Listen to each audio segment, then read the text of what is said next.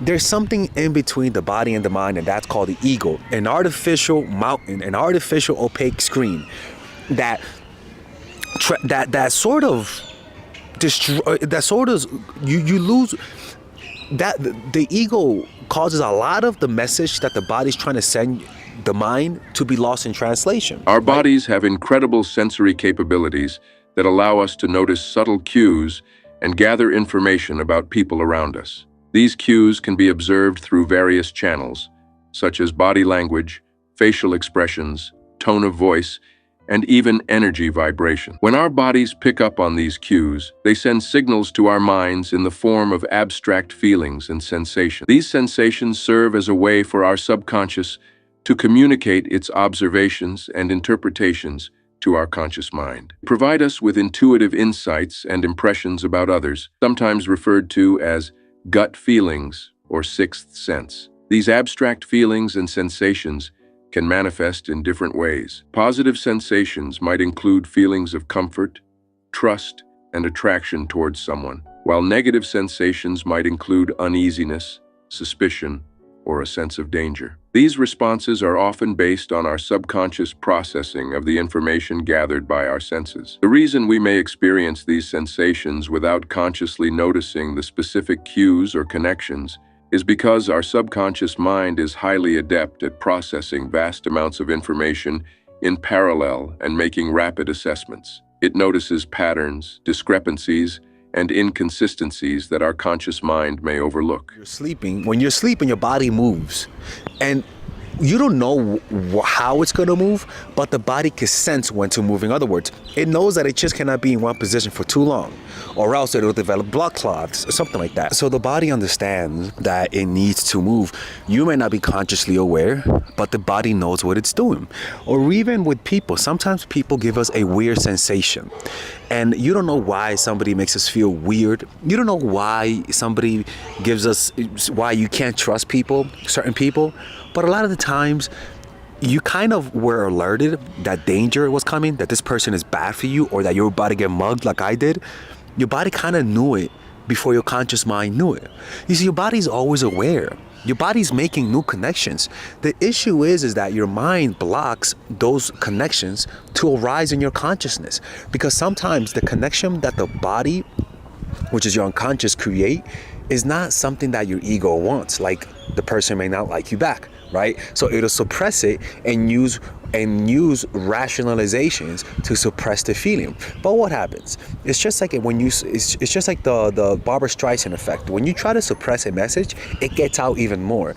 It's actually a weird phenomenon called the Streisand effect, where the attempt to suppress something actually brings more attention to it. The name comes from an incident where Barbra Streisand tried to sue a photographer to get a photo of her house off the internet. But the internet, being the internet, decided to share it everywhere. You see this all the time, with Samsung trying to suppress the information about its phones exploding, or North Korea when they tried to threaten Sony if they released the movie The Interview, or when books get banned. Like, sure, I have no interest in killing mockingbirds, but tell me the book's being banned? Give me a shotgun. I'll put together the book club myself. Chances are, if they just don't react to people mentioning it, very few people would care. But because they tried to suppress it, it makes people more curious.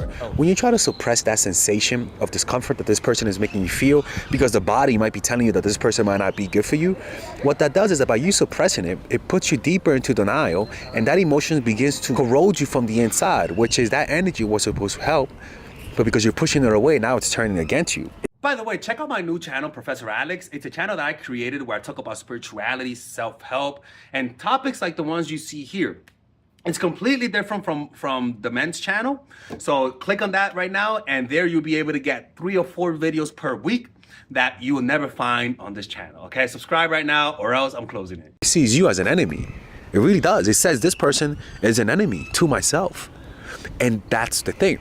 So these sensations come in many different forms, and I'm gonna tell you what these sensations are. Because for example, the first one is that when somebody really likes you, you're gonna feel confident.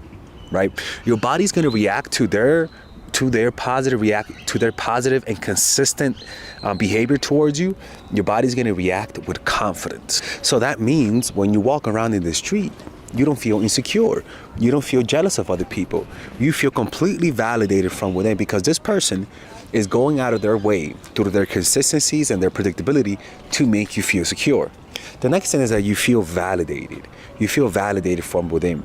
You feel like you deserve the love that you're receiving. You wake up in the day, you're walking down the street, and you know that this person wants you. There is no uncertainty, right? And because of that, because there's no uncertainty, you're able to predict them. You know that they're going to be there tomorrow. You know that they're going to text you tomorrow. You know that when you send that text, you know they're going to respond. There is no feeling of, are they going to respond? Are they going to call me back? No, you know that predictability happens because when somebody likes you, you're like a crackhead. You're consistent as hell. There's one thing about crackheads is that crackheads are consistent motherfuckers. They will get their crack, right? And so it's almost like the same thing. When somebody really, really values you and really likes you, they're addicted to you. And one of the hallmarks of addiction is predictability. So that's one thing. You'll be able to predict them, and because of that, you'll feel set and have a foundation. It's like a child that could predict the love of their parents.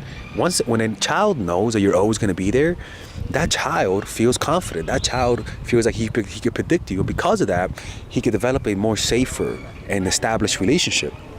Why? Because he feels cared for. And that's another thing, is that when somebody really likes you, your body's reaction to their attention, to their detailed attention, because they're paying attention. Just like you can notice when someone is staring at you, or when someone's paying too much attention at you, or when someone's gazing at you and following you, you could also, and your body kind of could tell, your body could sense eyes, right? You could sense eyes, right? Also, there's contrast, but your body has an ability to just sense people looking at you.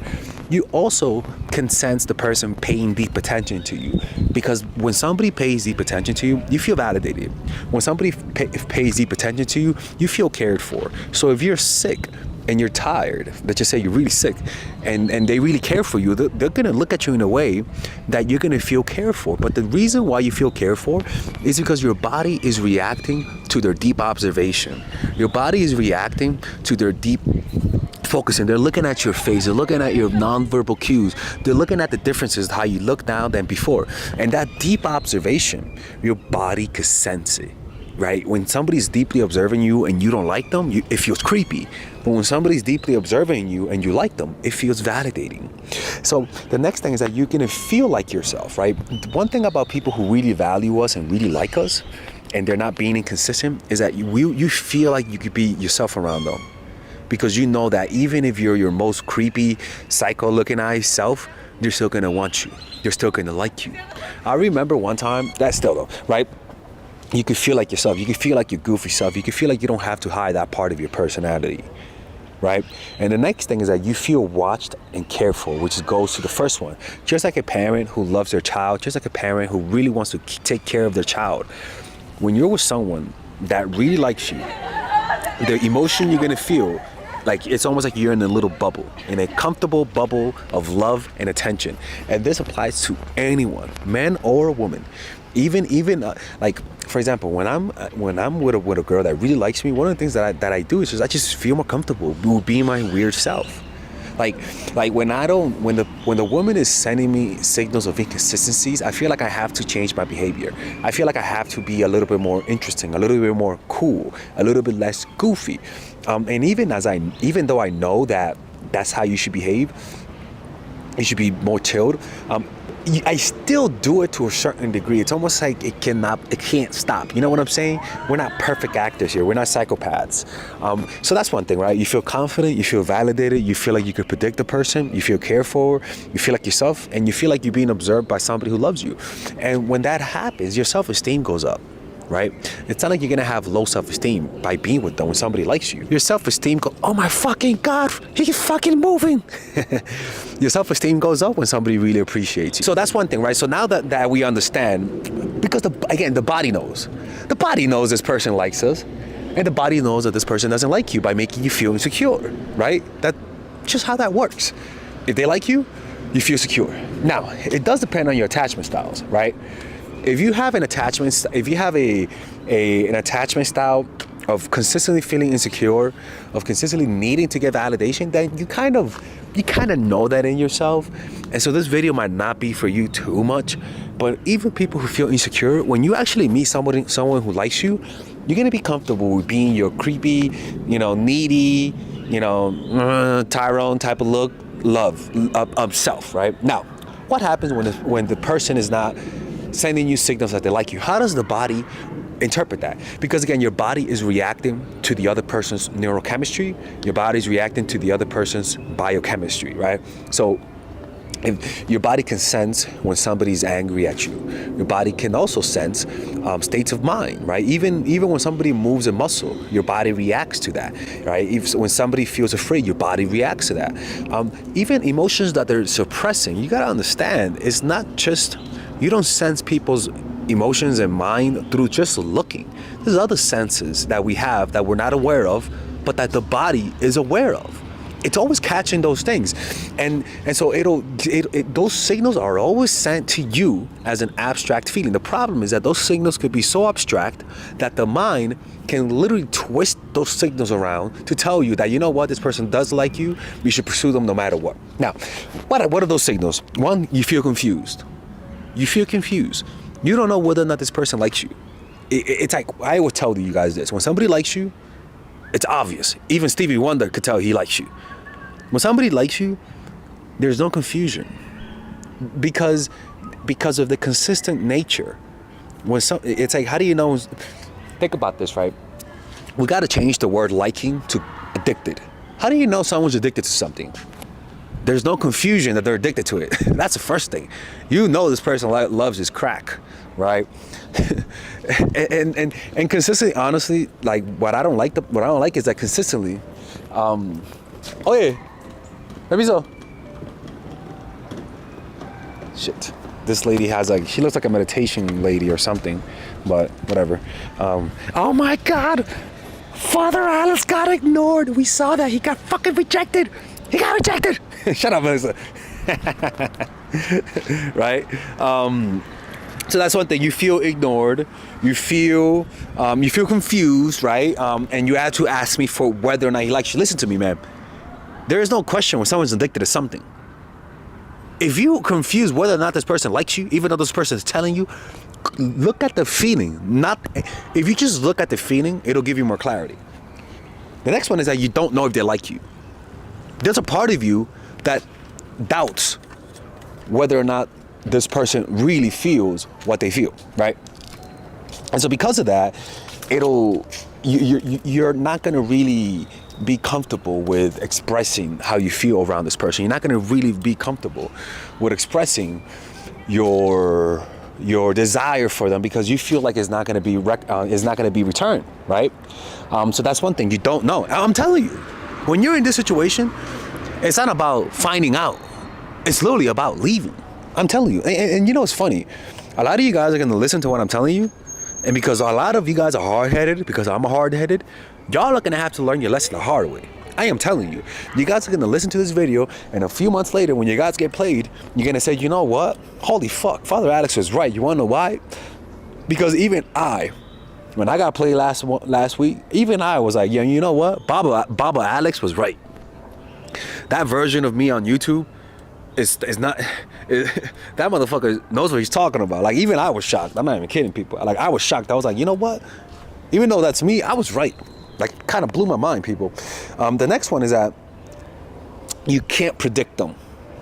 Let me tell you something, man. If you can't put money on the fact that this person is gonna come see you next week, this person does not like you enough. If you can't bet your house that this person is gonna come meet you on the next time you set up a date, if you can't bet your house that this person is gonna say yes if you propose, yo, dude, like, honestly, like, just think about that. Think about that. Imagine your boys are like, yo, is this person coming? And like, I don't know, man. I'm gonna ask her, but I don't know. They're like, doesn't she like you?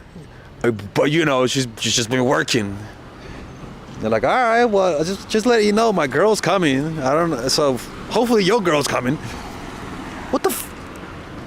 Let's really think about that.